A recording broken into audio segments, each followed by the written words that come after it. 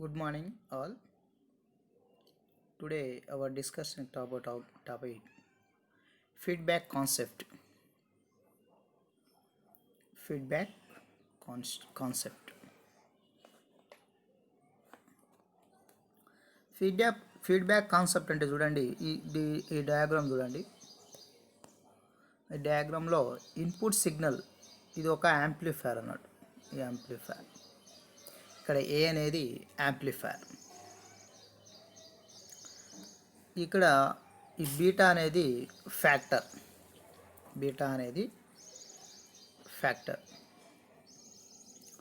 ఈ beta factor ఇక్కడ మనము ఈ యాంప్లిఫైరు ఇన్పుట్ పంపించే ఇన్పుట్ సిగ్నల్ ఇక్కడ ఉంటుంది. అదేవిధంగా ఈ ఫీడ్బ్యాక్ ద్వారా వచ్చే అవుట్పుట్ సిగ్నల్ మనము ఇక్కడ చూస్తాం.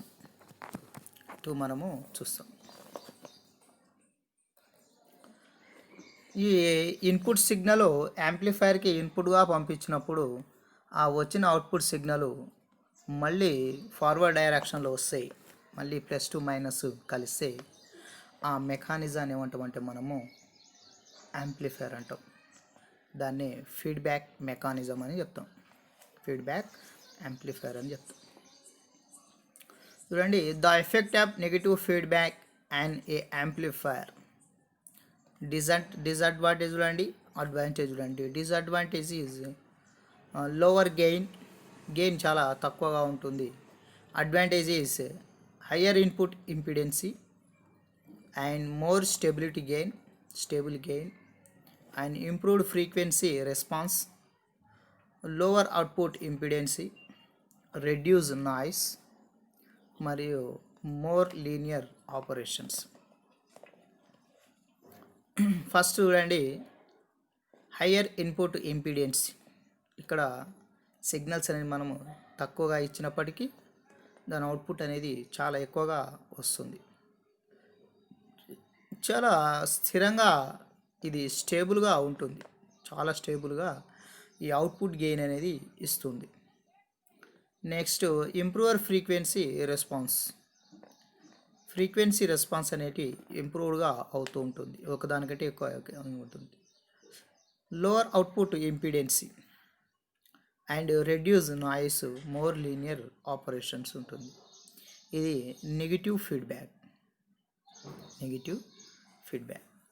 పాజిటివ్ నుంచి మళ్ళీ అవుట్పుట్ అనేది నెగిటివ్ కనెక్ట్ అయితే దాన్ని నెగిటివ్ ఫీడ్బ్యాక్ అంటాం. ఇక్కడ ఇన్పుట్ వచ్చేసి విఐ, ఇక్కడ ఇన్పుట్ వచ్చేసి ఇది విఐ మరియు ఇది ఫీడ్బ్యాక్ ఫార్మ్స్. దీన్ని మనము ఫ్యాక్టర్ అంటాం. ఇక్కడ ఏని మనము యాంప్లిఫైర్గా చెప్పుకోవచ్చు. బేసికల్గా ఈ డయాగ్రామ్ ఇక్కడ ఈ డయాగ్రామ్ చూడండి. ఈ డయాగ్రామ్ ఈ లోపల ఉన్న దాన్ని మనము ఫీడ్బ్యాక్ మెకానిజం అంటాం. ఫీడ్బ్యాక్ మెకానిజం తర్వాత ఇన్పుట్ అండ్ అవుట్పుట్ కూడా మనకి ఉంటుంది. నెక్స్ట్ చూడండి, feedback connection types. First one చూడండి, voltage series feedback and voltage short feedback and current series feedback and current short feedback. ఈ 4 రకాల కనెక్షన్ టైప్స్ అనేది మనము చూడవచ్చు. Number 1 voltage series feedback, second one voltage short feedback, third one voltage series feedback, fourth one current shunt feedback. ఇలా 4 types of feedback connections మనము చూడవచ్చు. Next చూడండి, voltage series feedback. చూడండి, వోల్టేజ్ ఏదైతే మనం ఇన్పుట్ వోల్టేజ్ ఇస్తామో ఆ ఇన్పుట్ వోల్టేజే మళ్ళీ ఫీడ్బ్యాక్గా వెళ్తే అలాంటి ఫీడ్బ్యాక్ని మనము వోల్టేజ్ సిరీస్ ఫీడ్బ్యాక్ అంటాం. చూడండి, for voltage series feedback the output voltage is feedback in the series to the input. The feedback gain is given by AF is equal to 1 by beta, that is equal to R1 plus R2 by R1. ఇక్కడ చూడండి, మనము ఇక్కడ ఫెట్ ఉపయోగిస్తాము, field effect ట్రాన్సిస్టర్ని use చేస్తాము. ఈ field effect transistor ఇక్కడ R1 resistance as well as R2 resistance. అప్పుడు మనకి టోటల్ గెయిన్ బీటా ఫ్యాక్టర్ రావాలంటే total gain is equal to R1 plus R2 by R2. అలాగే మనకి factor beta is equal R2 by R1 plus R2 మనము చేసుకోవచ్చు. ఇలాంటి feedback మెకానిజాన్ని మనము voltage series feedback అంటారు. నెక్స్ట్ చూడండి voltage shunt feedback. Voltage shunt feedback. For a voltage shunt feedback amplifier of the output voltage feedback in the parallel with the input. Amplifier యొక్క output అనేది మళ్ళీ ప్యారలల్గా ఇన్పుట్కి కనెక్ట్ అవుతే అలాంటి ఫీడ్బ్యాక్ని మనము వోల్టేజ్ షంట్ ఫీడ్బ్యాక్ అని చెప్తూ ఉంటాం. The feedback gain is given by AF is equal RO by RE, where RO is output resistance, RI is input resistance. అప్పుడు మనకి గెయిన్ రావాలంటే ఏఎఫ్ ఈజ్ ఈక్వల్ టు మనము RF AF is equal minus RO by REగా మనము చూపించవచ్చు. Next అదేవిధంగా చూడండి current series feedback. Current series feedback దీన్ని మనము ట్రాన్సిస్టర్ ఉపయోగించి చేస్తూ ఉంటాము. ట్రాన్సిస్టర్ 3 టర్మినల్లో ఎమిటర్, బేస్, కలెక్టర్లో కామన్ ఎమిటర్ కాన్ఫిగరేషన్లో ట్రాన్సిస్టర్ని కలిపిన తర్వాత ఈ for a current series feedback amplifier A protection of the output current is feedback in the series in the output. ఎక్కడైతే ఇక్కడ కరెంట్ అనేది అవుట్పుట్ కరెంట్ అనేది మళ్ళీ సిరీస్లో ఇన్పుట్కి మళ్ళీ రిటర్న్గా కనెక్ట్ అయితే దాన్ని మనము కరెంట్ సిరీస్ ఫీడ్బ్యాక్ అని చెప్తూ ఉంటాం. ఇక్కడ చూడండి base current as well as collector current ఒకదానికొకటి ఫీడ్బ్యాక్ అయినట్టుగా మనము డయాగ్రామ్లో చూడవచ్చు. ఇక్కడ ఈ ప్రాసెస్లో చూడండి to determine the feedback gain AF is equal IO by VS, where IO is output current, where VS is input voltage. దీన్ని షంట్ వోల్టేజ్ కూడా చెప్తూ ఉంటాం మనము. That is equalled A divided by 1 plus beta A, where is A is amplification, B is factor, beta factor. That is equalled HFC divided by HIC divided by 1 plus minus RE into minus HFE divided by HIE plus RE. That is equalled minus HFC divided by HIE plus HFE into RE. ఈ formula ద్వారా మనము ఈ current series feedback ద్వారా ఈ ఫార్ములాని ఉపయోగించి గెయిన్ని మనము find out చేయొచ్చు. నెక్స్ట్ చూడండి current shunt feedback. From a current shunt feedback amplifier is protection of the output current is direct feedback in parallel to the input. అంతకుముందేమో మనము సిరీస్ పద్ధతిలో కనెక్ట్ చేసినాం కరెంట్ అనేది. ఇప్పుడు అవుట్పుట్ కరెంట్ అనేది ప్యారలల్గా ఇన్పుట్కి కనెక్ట్ అయితే అలాంటి ఫీడ్బ్యాక్ని మనము కరెంట్ షంట్ ఫీడ్బ్యాక్ అని చెప్తూ ఉంటాం. ఇది మనము డయాగ్రామ్లో చూడవచ్చు. ఇది కరెంట్ షంట్ ఫీడ్బ్యాక్ డయాగ్రామ్. ఈ ఫీడ్బ్యాక్లో మనము వోల్టేజ్ గెయిన్ రావడానికి ఫార్ములా చూడండి. The feedback gain is given by AF is equalled IO by IS, where IO is output current divided by IS is input current. ఈ విధంగా వోల్టేజ్ గెయిన్ అని మనము రాబట్టుకోవచ్చు. నెక్స్ట్ చూడండి సమ్మరీ ఫీడ్బ్యాక్ మనము చెప్పుకోవచ్చు. Voltage series and voltage parallel and current series and current parallel అన్ని విధాలుగా వాటి యొక్క ఫీడ్బ్యాక్ మెకానిజాన్ని వాటి యొక్క వోల్టేజ్ గెయిన్ని మనము చూడొచ్చు. చూడండి gain without feedback VO by VS ఇక్కడ మనము అన్ని విధాలుగా టేబుల్లో మనము చూడవచ్చు. వోల్టేజ్ షంట్లో VO by VI and voltage సిరీస్లో VI by VO and IO by IS. ఇలా ఫీడ్బ్యాక్ మెకానిజాన్ని కూడా మనం చూడవచ్చు. ఫీడ్బ్యాక్ గెయిన్ చూడండి AF ఈజ్ ఈక్వల్ వోల్టేజ్ సిరీస్లో ఫీడ్బ్యాక్ వోల్టేజ్ గెయిన్ చూడండి VO/VS. అండ్ వోల్టేజ్ షంట్ సిరీస్లో చూడండి VO/IS. అండ్ కరెంట్ సిరీస్లో చూడండి VO/VS. అండ్ కరెంట్ షంట్ సిరీస్లో చూడండి IO/IS. ఇలా మనము ఫీడ్బ్యాక్ మెకానిజాన్ని మనము చూడవచ్చు. నెక్స్ట్ చూడండి effect of the feedback connection of the input and output impedance కూడా మనము చూడవచ్చు. ఇది వోల్టేజ్ సిరీస్లో ఈ విధంగా ఉంటుంది, ఇంక్రీజ్ అవుతుంది. అండ్ కరెంట్ సిరీస్లో ఇంక్రీజ్ అవుతుంది. అండ్ వోల్టేజ్ సిరీస్లో డిక్రీజ్ అవుతుంది. అండ్ వోల్టేజ్ షంట్ సిరీస్లో డిక్రీజ్ అవుతుంది. ఇక్కడ కూడా చూడండి మనకి బీటా ఫ్యాక్టర్ అనేది ఈ విధంగా ఇంక్రీజ్గా అవుతూ ఉంటుంది. నెక్స్ట్ చూడండి frequency direction with feedback. If feedback network is parallelly resistive, then the given with feedback with the less dependence of the frequency variation is some cases resistive feedback remove all dependency of the frequency variation.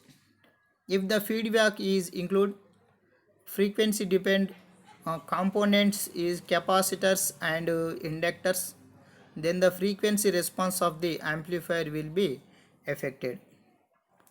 Next చూడండి noise and nonlinear distractions. The feedback network reduce noise by cancellations. The phase of the feedback signal is after opposite the phase of the input signal. The nominally distraction is also reduced simply because the gain is reduced, the amplifier is operation is merged and out in the extremes ఉంటుంది. ఇక్కడ మనము చూడండి ఫీడ్బ్యాక్లో bandwidth of the feedback increases the bandwidth of the amplifier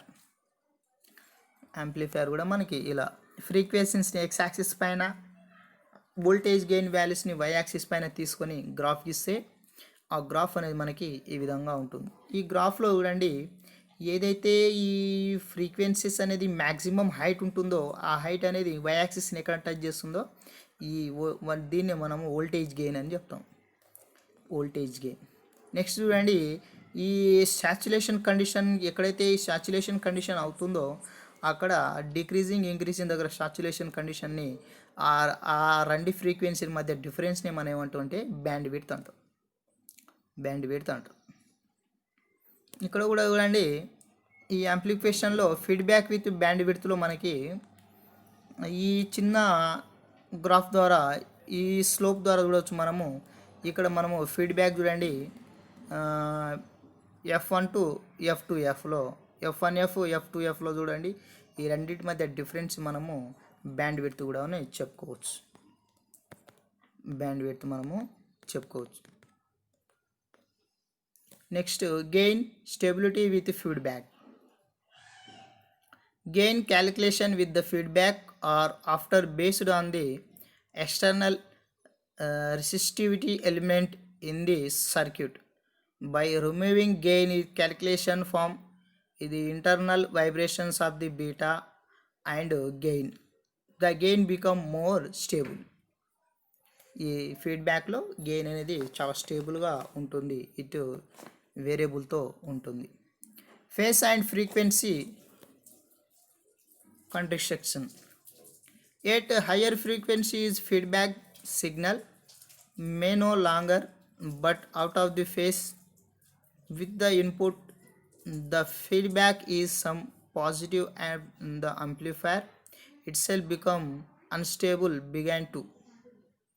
next చూడండి ఈ face frequency వలన ఇక్కడ gain అనేది అన్స్టేబుల్గా ఉంటుందని చెప్పవచ్చు మనం. Next oscillator operation. This a very very important topic. Oscillator in the oscillator.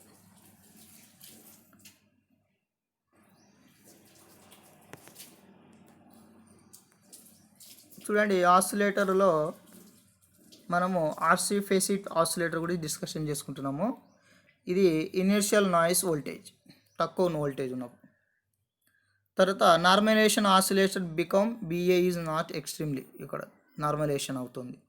Next study stable involvement limited the circle station ఇక్కడ, మరియు normalization wave form of the solution ఇక్కడ చూడండి. Next the feedback signal must be positive. If the feedback signal is not positive or the gain is less than 1, the oscillator is damped out. అంటే ఈ feedback signal అనేది positive కాకుండా negative అయితే అక్కడ మనకి ఆ ఆసిలేషన్స్ అనేటివి డ్యాంప్డ్ అవుతుంది, అంటే తగ్గుతూ అవుతుంది. With respect to time oscillations అనేది మనకి తగ్గుతూ ఉంటుంది. The overall gain must equally until gain. If the overall gain greater than the 1, the oscillator is eternality one అవుతే అది సాచురేషన్గా ఉంటుంటుంది. Next types of oscillator circuit. అందులో ఫస్ట్ వచ్చేసి phase shift oscillator. Phase shift oscillator ఇది మన సిలబస్లో ఉంటుంది. First of all phase shift oscillator ఇది చూడండి. Phase shift oscillator, the amplifier must supply enough gain to the cooperate of the lesson. The overall gain must be unity. The RC network provide the necessary phase shift positive feedback.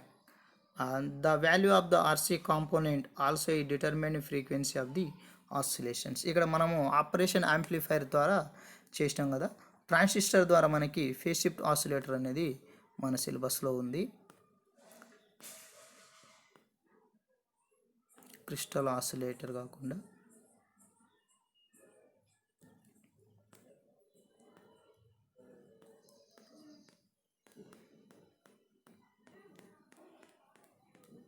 చూడండి ఇలా operation amplifier. The amplifier must supply enough gain to component of the loosen, then overall gain must be unity. The RS network provide the necessary phase shift for a positive feedback.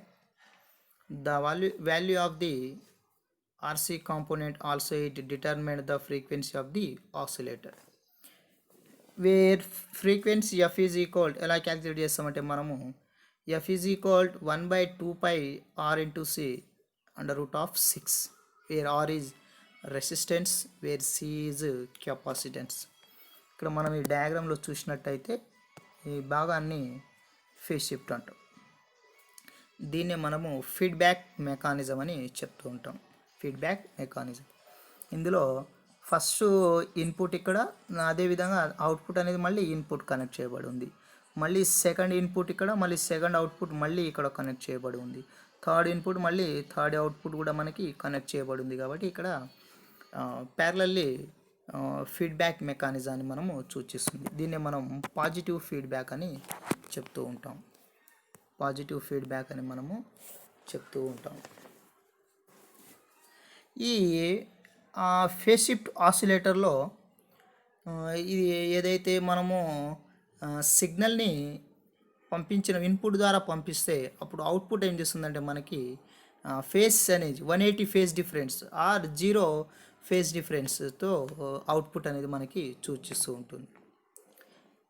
Output అనేది మనకి సూచిస్తూ ఉంటుంది. 180 phase difference or and 0 phase difference మనకి చేస్తూ ఉంటుంది. Amplifier అంటే ఏంటి? మనకి యాంప్లిఫైర్ అంటే వేరెవర్ తక్కువ ఇన్పుట్ కరెంట్ని ఇన్పుట్గా ఇచ్చినాం అనుకోండి, అప్పుడు అవుట్పుట్ అనేది చాలా ఎక్కువగా మనకి ఇస్తుంది. ఫర్ ఎగ్జాంపుల్గా 10 మిల్లీ వోల్ట్స్ వోల్టేజ్ని యాంప్లిఫైర్ ఇన్పుట్గా పంపించినాం అనుకోండి, అప్పుడు యాంప్లిఫైర్ మనకి 10 టైమ్స్ ఎక్కువగా చేసి 100 వోల్టేజ్గా మనకి ఇస్తూ ఉంటుంది. అంటే 10 టైమ్ గెయిన్ అనేది మనకి ఇస్తుంది. అంటే దీన్ని మనము యాంప్లిఫికేషన్ అంటాం. తక్కువ సిగ్నల్ని ఎక్కువగా సిగ్నల్గా ఇచ్చే తక్కువ సిగ్నల్ ఇన్పుట్గా తీసుకొని ఎక్కువగా సిగ్నల్ ఇచ్చే ఈ అద్భుతమైన పరికరాన్ని మనము యాంప్లిఫైర్ అని చెప్పుకోవచ్చు. ఈ యాంప్లిఫైర్ అనేది దేంతో మేడ్ అవుతుందంటే మనకి ట్రాన్సిస్టర్ నుంచి మేడ్ అవుతుంది. ట్రాన్సిస్టర్ ద్వారా మనము ఈ యాంప్లిఫైర్ని మనము మేడ్ అవుతుంది యాంప్లిఫైర్. ట్రాన్సిస్టర్ మనకి ఎలా అవుతుందంటే ఎక్కడైతే మనకు బేస్ పిన్ ఉంటుందో ఆ బేస్ పిన్ను ఎమిటర్ గాను బేస్ ఏదైతే ఎన్పిఎన్ ఫర్ ఎగ్జాంపుల్గా ఎన్పిఎన్ ట్రాన్సిస్టర్ అనుకుందాం.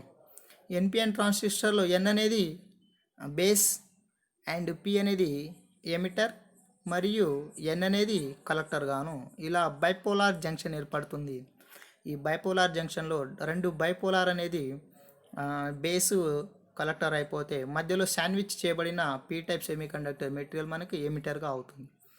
ఈ ఎమిటర్ని కామన్ ఎమిట్ చేసినప్పుడు అంటే ఈ పీ టైప్ సెమీకండక్టర్ మెటీరియల్ని కామన్గా అంటే ఇటు బేస్కి ఇటు కలెక్టర్కి కామన్గా గ్రౌండ్ చేసినప్పుడు ఈ ఎమిటర్ పిన్ ఏం చేస్తుందంటే మనకి యాంప్లిఫికేషన్కి దోహదపడుతుంది.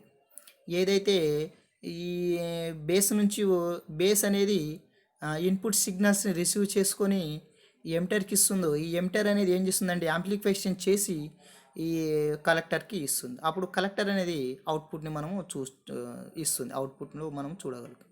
అంటే బేస్ అనేది ఇక్కడ ఇన్పుట్ అవుతుంది, అదేవిధంగా కలెక్టర్ అనేది మనకి అవుట్పుట్ అవుతుంది. ఈ కామన్గా ఉన్న ఈ ఎమిటర్ పిన్ ఏమవుతుందంటే మనకి యాంప్లిఫికేషన్ అవుతుంది. కాబట్టి ఇలాంటి అద్భుతమైన సాధనము 1948లో హౌజర్ అనే శాస్త్రవేత్త కనుగొనడం జరిగింది.